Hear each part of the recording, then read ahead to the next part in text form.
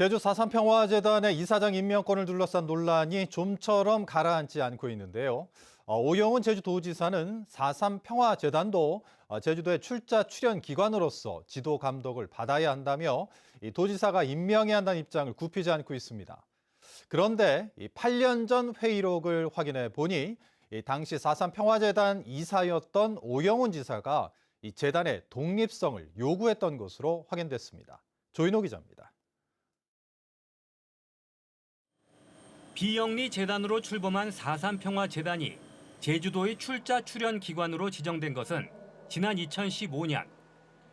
지방재정법이 개정되면서 제주도의 재정 지원이 불가능해지자 출자 출연 기관 전환을 결정했습니다.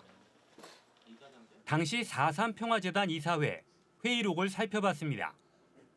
출자 출연 기관이 되면 독립성을 보장받을 수 없다며 이사들이 강하게 반발했습니다. 눈에 띄는 것은 당시 이사였던 오영훈 지사의 발언입니다. 전제 조건은 재단의 독립성과 4.3 특별법 개정을 위해 노력한다는 부분들을 공유하고 양해를 얻어서 해달라고 요청한 것입니다.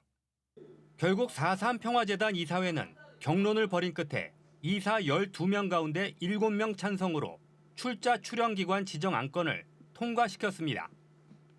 그런데 8년이 지나 재단 이사에서 도지사로 신분이 바뀐 오영훈 지사는 출자 출연 기관에는 예외는 있을 수 없다며 재단의 독립성에 대한 과거의 입장과는 달라진 입장을 밝혔습니다.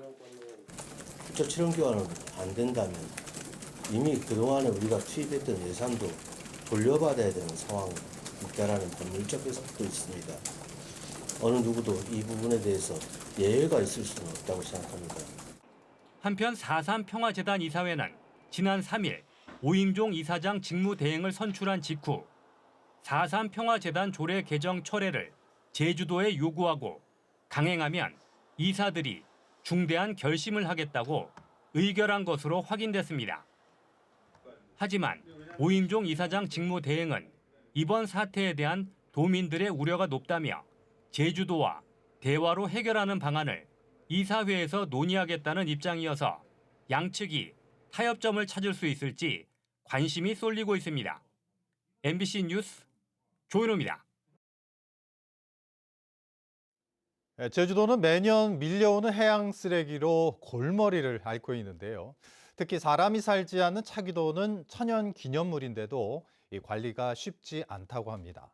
해양 쓰레기가 어느 정도인지 김하은 기자가 다녀왔습니다. 섬 전체가 천연기념물로 지정된 차귀도. 드넓은 들판에 아름다운 자연경관을 자랑하지만 해안가에는 전혀 다른 모습이 펼쳐집니다. 바위 사이사이 박혀있는 쓰레기들. 스티로폼부터 물 건너온 중국산 페트병까지 종류도 다양합니다. 바닷가에 버려진 온갖 쓰레기들이 조류를 타고 이동하다 섬에 걸리는 건데 치워도 끝이 없습니다. 각종 쓰레기들이 많이 몰려오긴 하는데 저희가 이거를 치우려고 하면 좀 인원도 좀 부족하기도 하고 그리고 이 섬에 가까이 갈 수 없는 조건이기 때문에 결국 기댈 수 있는 건 해양 쓰레기 수거 자원봉사. 해양경찰과 민간업체 등 100여 명이 쓰레기 줍기에 팔을 걷어붙였는데 포대자루는 금세 가득 찼습니다. 봉사자들이 1시간 동안 수거한 쓰레기들입니다. 폐플라스틱부터 폐어구까지 다양한데요. 수거한 양만 50포대가 넘습니다. 이날 하루 봉사자들이 수거한 쓰레기는 1000kg. 내가 버린 쓰레기 하나하나가 이렇게 오염이 많이 될 줄 상상도 못하고 있었는데 이렇게 많은 쓰레기가 있는 거 보고 반성을 좀 하게 된 것 같아요.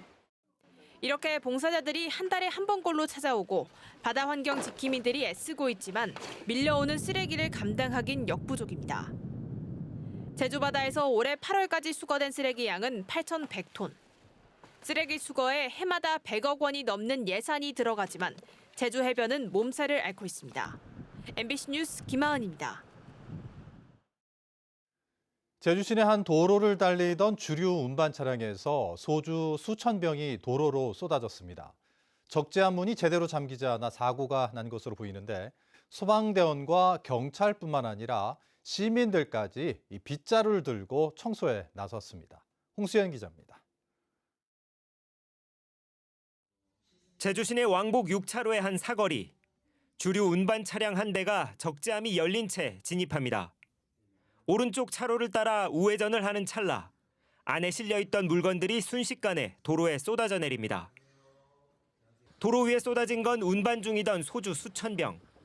깨진 소주병으로 차량 통행이 안 되자 경찰과 소방대원은 물론 사고 현장을 목격한 시민들까지 청소에 나섭니다. 양손 가득 쏟아진 컨테이너 상자를 나르고 삽으로 깨진 소주병을 쓸어 담아보지만 역부족. 결국 깨진 병과 유리 파편을 치우는데 굴착기까지 동원됐습니다. 경찰관이 쓰레바지에 담은 깨진 병 조각을 건네면 시민이 자루에 담으며 도로 정리와 청소에 119 소방대원과 경찰, 지나던 시민까지 한몸이 됐습니다. 그냥 차는 이대로 그대로 있었고 이런 술 종류들이 다 여기 완전 많이 넓어질 거예요. 지금 많이 정리돼가지고 별로 없는데 그 상황이었던 것 같아요. 사고가 난 뒤 도로가 정리되기까지 1시간 넘게 주변 도로는 극심한 정체를 빚었습니다. 경찰은 주류를 운반하던 화물차가 우회전하다 제대로 잠기지 않은 적재함에서 소주병이 쏟아진 것으로 보고 운전자에게 적재물 추락 방지 조치 위반으로 범칙금 5만 원을 부과했습니다. MBC 뉴스 홍수현입니다.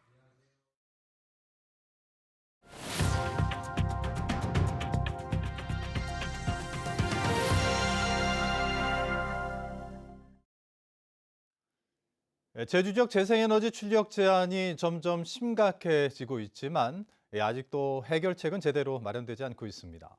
이런 가운데 최근 출력 제한을 해결할 이 경제성을 갖춘 방법이 있다는 연구 결과가 제시됐는데요. 송원일 기자가 어떤 내용인지 취재했습니다. 커다란 풍력발전기 15개가 쉴 새 없이 전기를 만들고 있습니다. 제주에너지공사가 2015년에 세운 30메가와트 규모의 풍력발전단지입니다. 바로 옆에 들어선 허브 변전소. 풍력발전단지에서 생산된 전기를 모은 뒤 154kV로 전압을 높여 송전망으로 보내는 시설입니다. 이곳에는 특별한 설비가 하나 있습니다. 6메가와트 규모의 에너지 저장 장치입니다. 재생에너지가 늘어날수록 날씨에 따라 발전량이 요동치기 때문에 이를 보완하기 위해서입니다.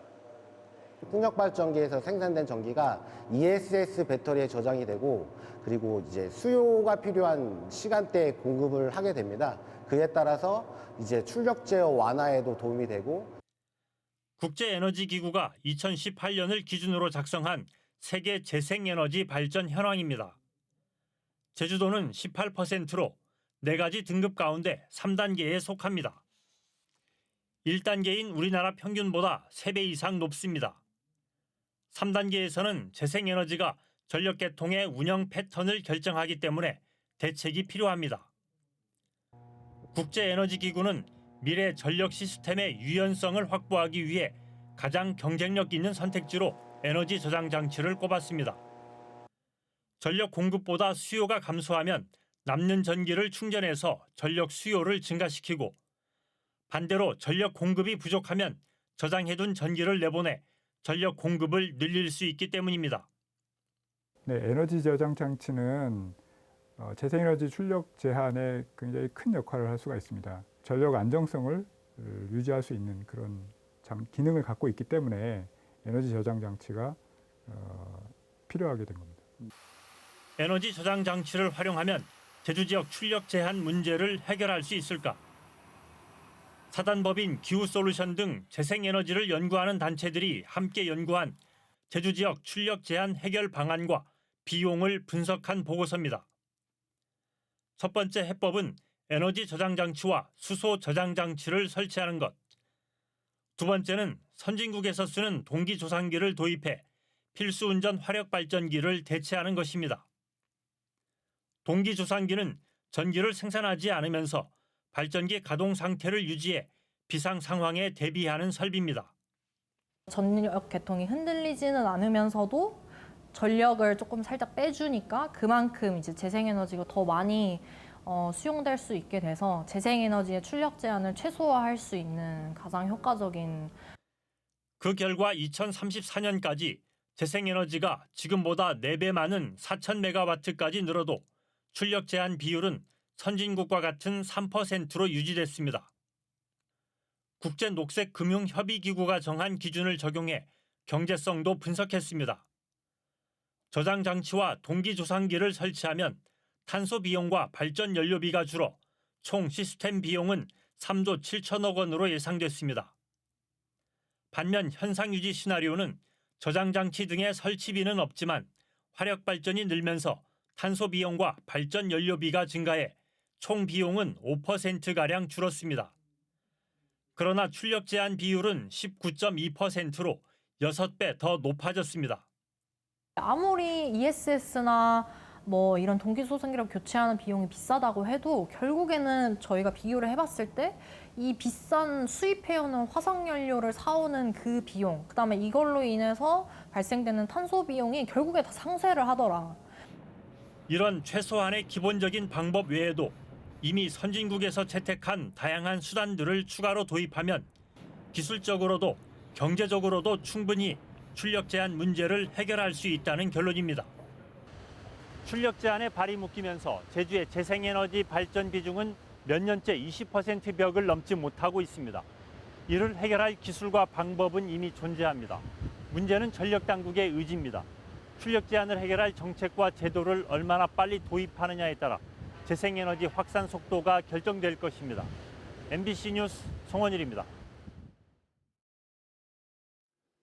제주시 한림읍 금왕리 마을회와 이시돌 농촌산업개발협회 등은 폐기물 처리시설 증설 허가와 관련해 기자회견을 열고 주민 등의 재고 요청에도 행정이 절차상 문제가 없다고 밝힌 것은 엉터리 환경조사와 사업계획을 눈감아주겠다는 뜻이라고 규탄했습니다. 이들은 해당 업체가 그동안 폐기물을 처리하는 과정에서 지하수나 토양 오염 등 불법 행위가 있었는지 철저히 조사하고 하수 슬러지 등 공공 폐기물 처리 계획을 세워 도민에게 설명하라고 촉구하며 행진도 벌였습니다. 밤사이 한라산 정상 부근 가운데 영하로 내려가면서 상고대가 관측됐습니다. 정상 부근 기온이 영하로 내려가면서 상고대가 관측됐습니다. 제주지방기상청에 따르면 오늘 새벽 한라산 해발 1,700m 윗세오름 일대 최저 기온이 영하 1도까지 떨어졌고 해발 1,500m 진달래밭과 삼각봉도 영하 0.1도로 내려갔습니다. 영하권 기온에 백록담 정상 일대에는 나무와 바위 등의 서리가 들러붙은 상고대가 피어 장관을 이뤘습니다. 제주 지역 소올 럼피 스킨병 긴급 백신 접종이 일주일 만에 마무리됐습니다. 제주도는 도내 사육소 4만 2천여 마리에 대해 백신 접종을 모두 마무리했고 백신 부작용이 있을 경우 조사를 통해 보상이 이루어진다고 밝혔습니다. 또 백신 접종 이후 항체가 형성되는 시기를 고려해 이달 말쯤 혈액을 통한 모니터링 검사를 진행할 계획입니다. 제주의 환경을 보존한 도민에게 내년부터 보상금이 지급될 것으로 보입니다. 제주도는 이 같은 내용의 생태계 서비스 지불제 계약 조례안을 입법 예고하고 오는 27일까지 의견을 수렴하기로 했습니다. 조례안에 따르면 하천 환경 정화와 숲 조성, 생태계 교란종 관리 등을 하면 보상금을 받을 수 있는데 제주도는 내년 예산으로 4억 원을 편성했습니다. 제주에 150메가와트급 LNG 복합발전소 2곳이 새로 생깁니다. 한국중부발전은 제주시 삼양동 제주발전본부 안에 오는 2027년까지 4,090억 원을 들여 수소를 혼합해 태우는 LNG 복합발전소를 짓기로 했습니다. 한국동서발전도 제주시 구자읍 동복리 제주에너지공사 부지 안에 150메가와트급 복합발전소를 건설하는 방안을 추진하고 있습니다. 제주 제2공항 예정지와 주변 지역인 서귀포시 성산읍 전 지역이 토지거래 허가 구역으로 재지정됐습니다. 이에 따라 오는 15일로 끝날 예정이었던 토지거래 제한 기간이 1년 연장됐습니다. 성산읍은 2015년 제2공항 건설계획 발표 이후 토지거래 허가 구역으로 지정되는데 일정 면적 이상 거래하려면 사전 허가를 받아야 하고 허가받은 목적대로 이용해야 합니다. 제주와 중화권으로 가는 항공 노선이 소폭 늘었습니다. 제주관광공사에 따르면 중국과 홍콩 등 중화권 항공 노선은 11개에서 13개, 항공편은 104편에서 109편으로 증가했습니다. 특히 제주와 중국 허페이를 잇는 정기 노선이 새로 생겼고 베이징 노선도 주 3회에서 4회로 증편됐습니다. 한편 지난달 기준 제주를 찾은 중국 관광객은 31만 명으로 지난해 같은 기간보다 43배 늘었습니다. 가축 분뇨를 무단 배출하는 등 규정을 어긴 양돈 농가들에게 무더기 행정처분이 내려졌습니다. 제주시는 올해 자치경찰단 등과 합동 점검을 벌인 결과 가축 분뇨를 유출한 양돈 농가 24곳에 대해 과징금과 과태료 등을 부과했습니다. 특히 지난 6월 제주시 한림읍에서 가축 분뇨 유출로 감귤밭에 큰 피해를 입혔던 양돈 농가에는 고발 조치와 함께 과징금 6,400만 원이 부과됐습니다. 제주 전 해역이 방사능의 안전한 수산물 안심관리 마을로 지정됐습니다. 제주도에 따르면 정부는 제주시 한경면과 한림읍, 조천읍과 구자읍 등 도내 8개 해역을 모두 수산물 안심관리 마을로 지정했습니다. 수산물 안심관리 마을로 지정되면 해당 지역의 모든 양식장과 어촌계에서 생산되는 수산물이 방사능에서 안전하다는 점이 증명되는데 주기적으로 방사능 검사를 실시해 적합 판정을 받아야 자격이 유지됩니다. 뉴스데스크 제주 마칩니다. 시청해주신 여러분 고맙습니다.